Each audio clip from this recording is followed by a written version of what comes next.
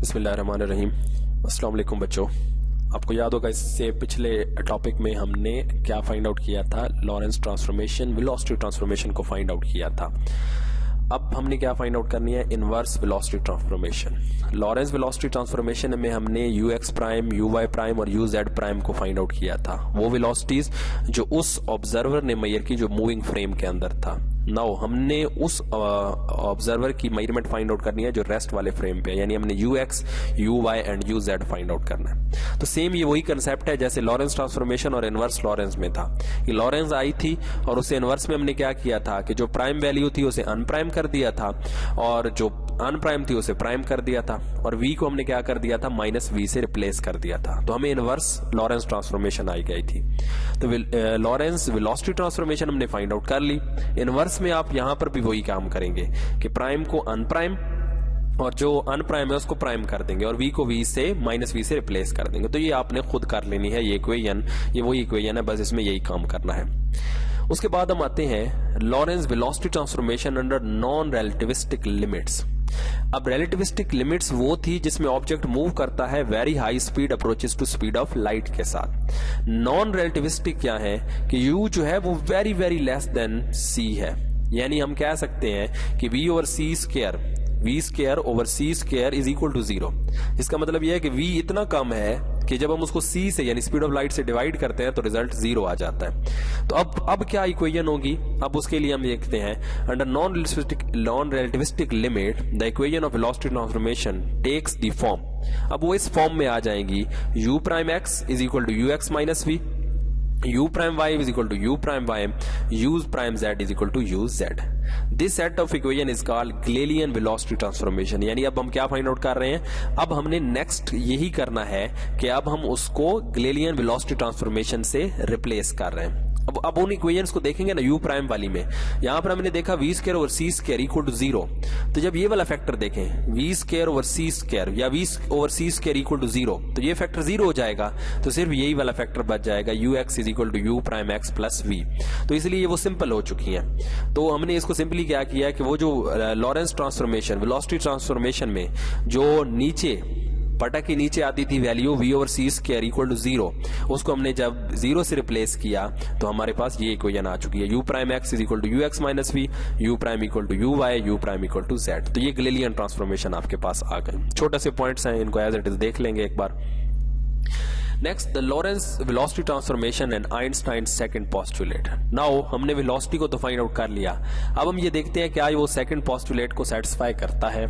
Second postulate of special theory of relativity ये था कि स्पीड ऑफ लाइट क्या रहती है, हमेशा सेम रहती है। तो अब हमने वही काम करना है, वही प्रूव करना है कि ये आइंस्टाइन की जो सेकंड पोस्टुलेट है कि speed of light always remain same, उसको ये प्रूव करता है या नहीं करता। We can derive the resultant of Einstein's second postulate from velocity transformation.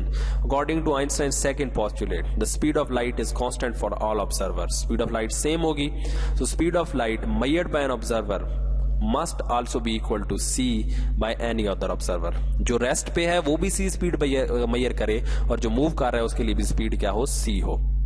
Suppose the two observer a common event, एक कॉमन इवेंट को ऑब्जर्व कर रहे हैं और कॉमन इवेंट क्या है कि हमने एक लाइट को थ्रो किया, यानी यहां से हमने एक बीम ऑफ लाइट को थ्रो किया।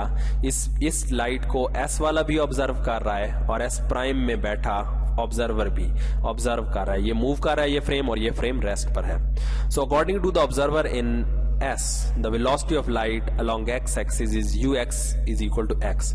इसके लिए तो वेलोसिटी जो है वो किसकी इक्वल है, स्पीड ऑफ लाइट के इक्वल, जबकि y के अलोंग कोई वेलोसिटी नहीं है, z के अलोंग भी ऑब्वियसली 0 होगी। So according to Lorentz transformation जो s प्राइम मेजर करेगा वो क्या होगी, उसके लिए हम उसी तरह वो जो लॉरेंस ट्रांसफॉर्मेशन की इक्वेशन है u prime x is equal to u x minus v over 1 minus u x over c square, इसमें वैल्यू पुट करते हैं। तो हम यहाँ पर क्या करते हैं, जो ऑब्जर्वर ने ऑब्जर्व की जो तो u x equal to c है, तो इसको हमने रिप्लेस किया c minus v over 1 minus v c over c square. तो यहां पर एक c से ये c कैंसिल हो जाएगा, तो ये बचा u prime x is equal to c minus v into 1 minus v over c। C यहां से हमने एलसीएम लिया, ये सी ऊपर गया, c minus v over c, तो ये सी तो चला जाएगा ऊपर, ये कैंसिल हो जाएंगे, तो इसने भी इसका मतलब ऑब्जर्व किया सेम स्पीड, तो सेकंड पोस्टुलेट को ये सेटिस्फाई कर रहा है।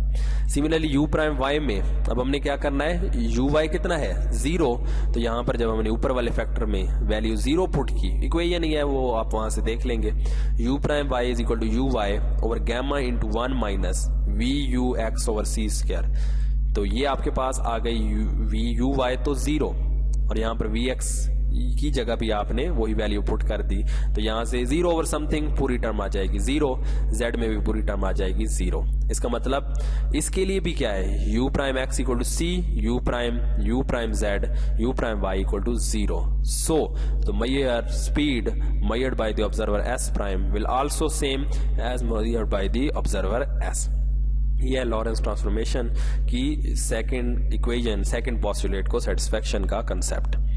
नेक्स्ट बहुत इंपॉर्टेंट कंसेप्ट है कॉन्स्टिट्यूएंट और consequences of special theory of relativity. Special theory of relativity के फिर कॉन्सिक्वेंसेज क्या निकले, कॉन्सिक्वेंस मतलब रिजल्ट क्या निकले, यानी अगर एक object very high speed approaches to speed of light के साथ मूव कर रहा है तो फिर क्या क्या चेंजेस प्रोड्यूस होते हैं। चेंजेस ये प्रोड्यूस होते हैं कि टाइम कांस्टेंट नहीं रहता। नॉर्मली हम कहते हैं आप अगर एक पॉइंट से दूसरे पॉइंट तक जाते हैं, मतलब आपने एक पॉइंट से दूसरे पॉइंट तक, स्पेसिफिक पॉइंट तक जाना है, तो टाइम क्या होगा, हम कहते हैं कांस्टेंट टाइम होगा। लेकिन when object is moving with very high speed approaches to speed of light, तो टाइम रिलेटिव हो जाएगा, डायलेट कर जाएगा, टाइम कांस्टेंट नहीं रहेगा। तो हम देखते हैं जी, consider two frame of reference s and s prime. S is at rest, s prime moving with uniform velocity v with respect to s. Suppose if event is occur at one same place in x in frame s. s के अंदर एक event occur होता है, ठीक हुई बात। यानी मैं ये कहता हूं ये मेरे पास एक फ्रेम है s, ये एक फ्रेम है s, इसमें एक इवेंट अक्कर होता है, कोई भी इवेंट हो सकता है, यानी एक बॉडी एक जगह से सपोज दूसरी जगह मूव करके चला जाता है, ये एक इवेंट अक्कर हुआ। इसको अब एस में बैठा बंदा भी ऑब्जर्व कर रहा है और एक दूसरा फ्रेम एस प्राइम जो क्या कर रहा है, मूव कर रहा है, वो भी इस इवेंट को ऑब्जर्व कर रहा है। तो ए से सपोज बी तक जाने का जो time, the duration of event measured by the observer in frame S is, S में जो बैठा बंदा है, यहां पर जो बैठा बंदा है वो कहता है कि ए से बी तक जाने में टाइम लगा डेल्टा टी, जो किसकी इक्वल होगा T2 माइनस T1। यहां पर टाइम T2 और इनिशियल पॉइंट T1, जबकि इस फ्रेम में बैठा ऑब्जर्वर ये कहता है वो टाइम डेल्टा टी प्राइम है, जो किसकी इक्वल है T2 prime minus T1 prime. यानी उसने इस टाइम को T1 प्राइम कहा और इस टाइम को T2 प्राइम कहा। लॉरेंस ट्रांसफॉर्मेशन की इक्वेशन हमने पढ़ी हुई है, T1 prime is equal to gamma into t minus v x over c square. तो T1 प्राइम के लिए गैमा, T की जगह T1 आ गया, V as it is, X की जगह X1 सी स्क्वायर। सिमिलरली T2 के लिए यहां पर आ गया T2 prime is equal to gamma, इस टाइम की जगह T2 V x prime X2 sorry over c square. तो ये जो टाइम आ चुके हैं, यहां से हमने फाइंड आउट किया delta t prime is equal to T2 prime minus T1 prime. तो डेल्टा टी प्राइम ये वैल्यूज पुट कर दी यहां पर, ये जो दो इक्वेशंस की इक्वेशन 1 और इक्वेशन 2 की जो वैल्यू है वो यहां पर हमने पुट कर दी। नाउ यहां से इन दोनों इक्वेशन में से क्या कॉमन लिया जा सकता है, गैमा। जब गैमा कॉमन लेंगे तो ये एज इट इज आ जाएगा T2 minus VX2 over c square, ये माइनस अंदर मल्टीप्लाई होगा तो ये बन जाएगा माइनस T1 और माइनस माइनस ये हो जाएगा प्लस। अब यहां से आपके पास क्या कॉमन लिया जा सकता है, ये T2 और ये जो है इनको हमने सेपरेट कर लिया, gamma into T2 minus T1, और इनमें से VX2 ओवर सी स्क्वायर और ये VX1 ओवर सी स्क्वायर। तो यहां से V over c square minus V over c square common लिया तो ब्रैकेट में आ गया X2 माइनस X1। यहां तक पॉइंट क्लियर, इसको हम इक्वेशन 1 का नाम दिया। Because the event occur at the same place therefore X1 is equal to X2, यानी जो अक्कर हो रहा है, यानी ये जो इवेंट की जो पोजीशन है वो आपके पास क्या है, दोनों के लिए स्पेसिफिक, यानी इसके लिए एक स्पेसिफिक डिस्टेंस है। तो यहां से हम कह सकते हैं एक जिस टाइम पे, जिस पॉइंट पे इवेंट अक्कर हो रहा है वो distance X1 is equal to X2 बराबर है। यानी यहां पर अगर आप इसको ऑब्जर्व कर रहे हैं तो यहां से यहां तक का डिस्टेंस कांस्टेंट होगा, X1 is equal to X2। From this equation x1 is equal to x2, तो ये वाला फैक्टर पुट करेंगे तो ये हो जाएगा 0, तो ये होल टर्म आपके पास क्या हो जाएगी 0। तो यहां से बच चुका delta t prime is equal to gamma into delta t, delta t prime is equal to gamma into delta t. Gamma की वैल्यू ये हमने पुट की 1/1 minus v square over c square whole square root, तो delta t prime is equal to delta t over this. ये equation आ चुकी है जो टाइम को, अब ये वो टाइम है जो उस ऑब्जर्वर ने ऑब्जर्व किया जो मूव कर रहा है, और ये उसने ऑब्जर्व किया जो रेस्ट पर है। तो अब ये फैक्टर बेटा हमेशा ग्रेटर देन 1 होगा, ये फैक्टर हमेशा ग्रेटर देन 1, क्योंकि यहां पर जो डिनोमिनेटर में वैल्यू है वो 1 माइनस समथिंग है। तो जब आप इसका रिजल्ट निकालेंगे तो डिनोमिनेटर में ये जो वैल्यू है this factor will always less than 0। जब ये लेस देन 0 होगा तो 1 divided by something less than 0, तो this factor answer will be greater than 1। तो इसका मतलब delta t prime is greater than delta T. Hence जो ऑब्जर्वर एस प्राइम में टाइम को मेजर करेगा उसके लिए क्या हो चुकी है, क्लॉक स्लो डाउन हो चुकी है, यानी वो क्या कर रहा है, उसके लिए टाइम ज्यादा हो चुका, जबकि इसके लिए टाइम क्या हो चुका है, कम हो चुका है। यानी जो फ्रेम रिमूव कर रहा है उसके लिए टाइम की वैल्यू चेंज हो चुकी है, ज्यादा है, जबकि वो उसके लिए टाइम जो कि रेस्ट पे है उसकी निस्बत टाइम से उसका टाइम क्या हो चुका है, ज्यादा हो चुका है। तो time does not remain constant for the same event for two observer in different motion, this is relativity of time. तो ये बेटा आज का हमारा टॉपिक था।